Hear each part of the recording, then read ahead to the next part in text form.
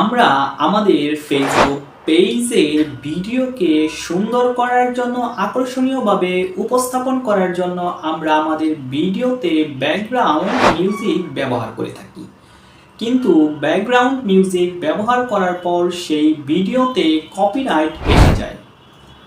আমি আজ আপনাদেরকে দেখাবো, আপনারা যদি এই জায়গা থেকে ব্যাকগ্রাউন্ড মিউজিক ডাউনলোড করে আপনার ভিডিওতে ব্যবহার করেন, তাহলে আপনার সেই ভিডিও ফেসবুক পেজে আপলোড করার পর ফেসবুক কখনো আপনার সেই ভিডিওতে কপিরাইট দেবে না। আমি 100% শিওর, আপনারা যদি আমার দেখানো প্রসেস অবলম্বন করেন তাহলে অবশ্যই আপনার ভিডিওতে কখনোই কপিরাইট আসবে না। প্রথমে আপনাকে আপনার ফোনের যে অফিসিয়াল ক্রোম ব্রাউজার আছে, এই ক্রোম ব্রাউজারে গিয়ে আপনাকে লিখতে হবে Facebook audio library. Facebook audio library লেখার পর আপনাকে আপনার ফোনটাকে 3 ডটে প্রেস করে ডেস্কটপ মোডে নিয়ে নেবেন।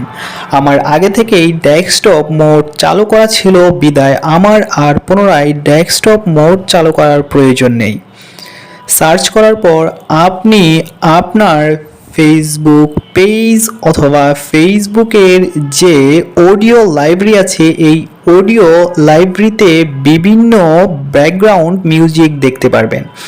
আপনি এই মিউজিকগুলো ডাউনলোড করে ইচ্ছে মতো ব্যবহার করতে পারবেন।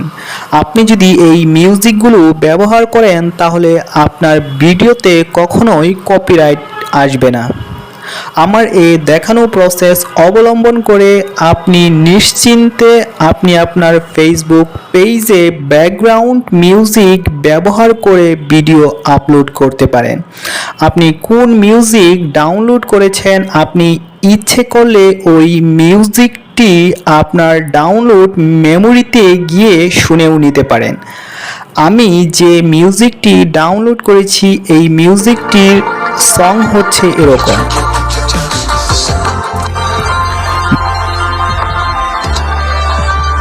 ভিডিওটি ভালো লাগলে অবশ্যই সাবস্ক্রাইব করে সাথেই থাকুন।